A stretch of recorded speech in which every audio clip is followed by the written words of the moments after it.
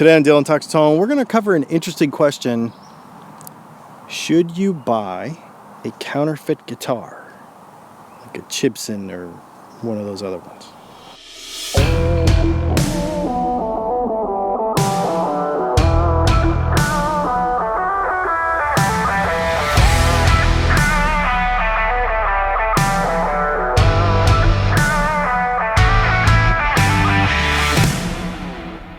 We've seen them.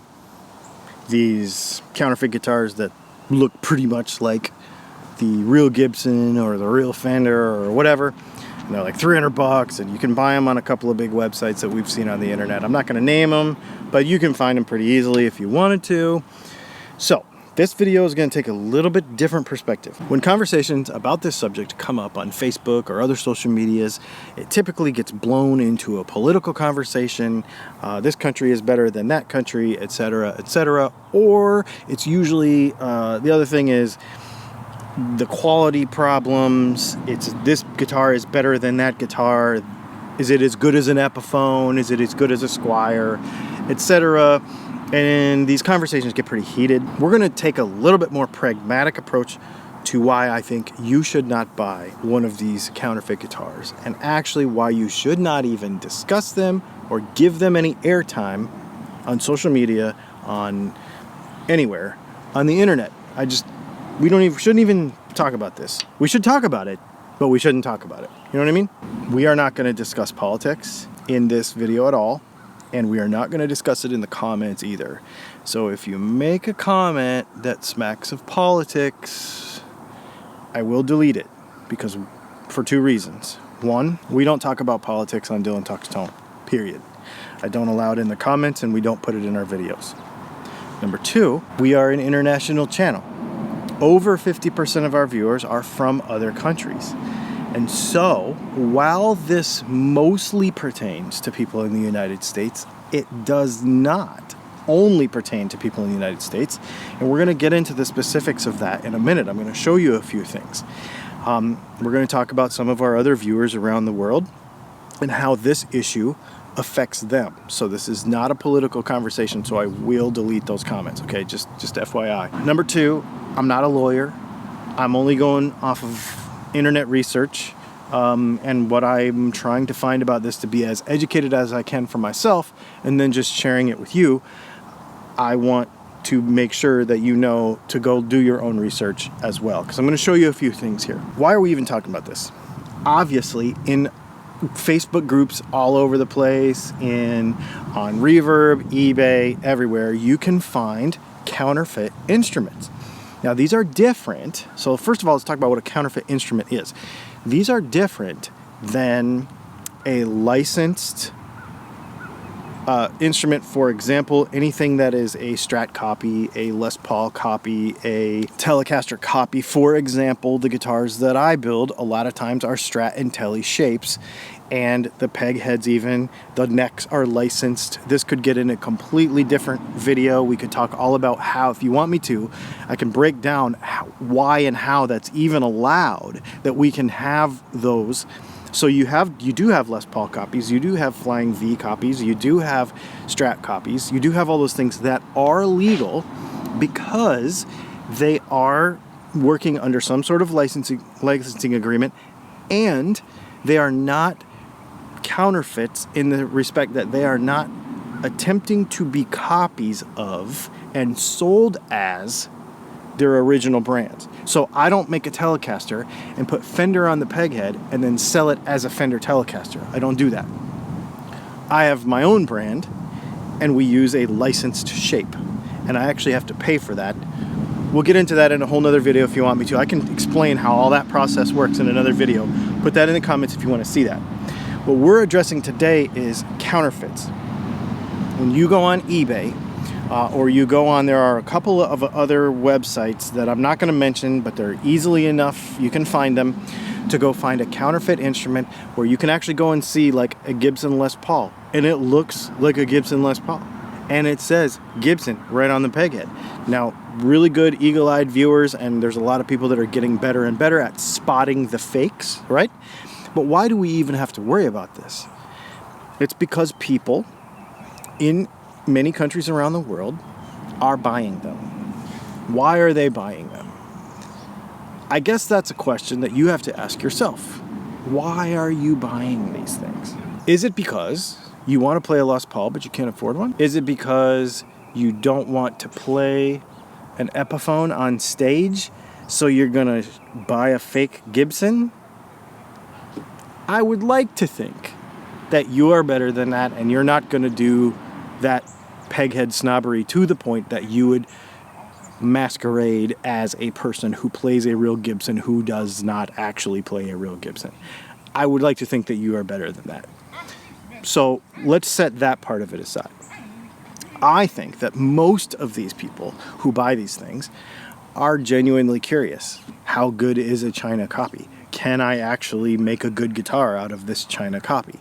Now, I've even been tempted to do it because I've thought, hey, this would be kind of a fun build project. We could buy a fake Gibson and we could put some really good pickups in it and we could do it. And I decided not to do it. And there are a few reasons why. First of all, let's get the whole Gibson, Fender, big brand thing out of the way. No matter what you feel about Gibson or Fender or any of these big brands, they legally own the intellectual property that is the shapes, the peg head shape, and the branding that are these guitars. As such, except for some things with Fender, they have the right to go after those trademarks. It doesn't matter where you stand on this issue, whether you agree with it or not, or you agree how Gibson handles this issue. The fact is that when a company owns a brand, they have the right, in the United States at least, and in many other countries, to fight for their brand. For example, if you built a guitar and you put my logo on the peg head, or you put my logo on one of your t-shirts and tried to sell it on the internet, I have the right to come after you for what is legally mine, my brand. Those bigger brands, they have more money, they have more lawyers, and they're able to do that, okay? So that's no reason number one. It is their right to come after those sorts of things. Now, we know that there are certain countries in the world that do not abide by those common ethical and legal rules. And so they will make copies and profit off of someone else's brand. And so that's what we're talking about. So number one reason is the brand doesn't belong to you, okay? The brand doesn't belong to the company that is selling it. And we'll talk about why that's important in a few minutes. Number two, the people that are selling you this brand are in it to make money, as is anyone who's selling anything, let's be honest. But they are in it to make money by lying to you, by trying to deceive you. Why can we say that? Because they are trying to make a copy of an instrument. Now, we'll get into the legal side of it here in a minute. In this country, it's a little bit harder for them to get away with that. But the bottom line is, and you might say, well, they can't even fool me because you can tell, blah, blah, blah. But the bottom line is they are trying to make money off of deceit. Therefore, if you have a problem with this guitar, and many people do, so if you buy one of these copies for $300 or something off of one of these websites, you're probably going to have a problem with it. It's probably going to suck. It's probably not going to be awesome. And you could rationalize it and say, yeah, well, I could fix it up, I could do whatever. But the bottom line is you probably aren't going to be able to return it. You probably, and if you are, the shipping is going to cost some more than the guitar to return.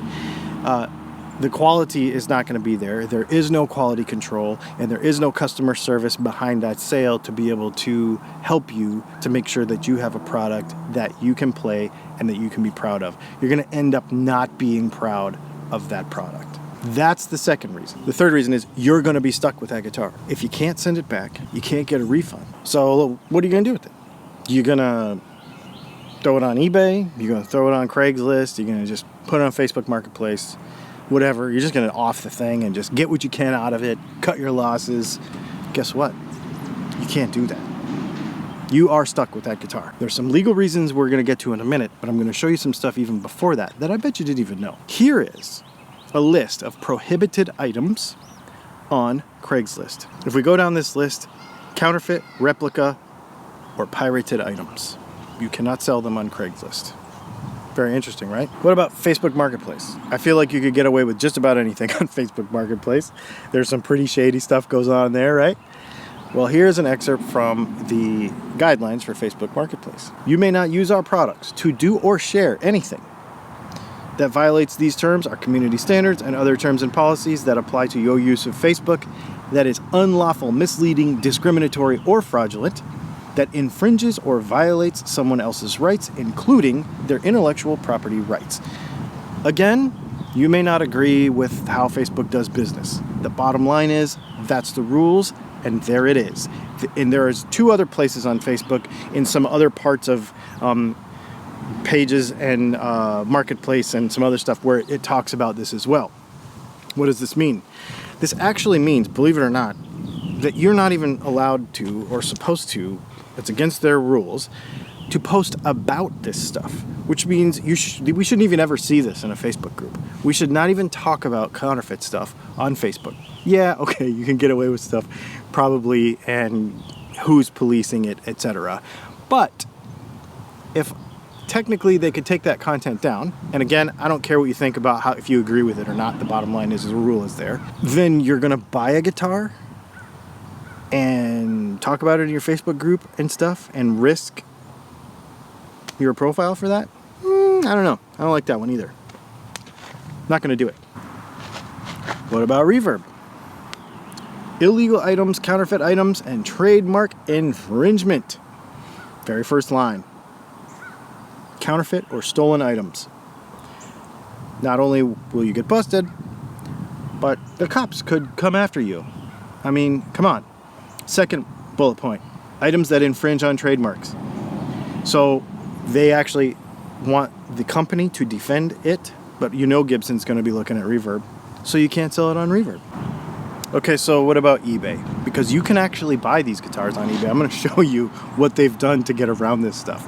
So what is the policy? Here's the policy from eBay. Counterfeit products are illegal and not allowed on eBay. Examples include fakes, copies, replicas of brand name items.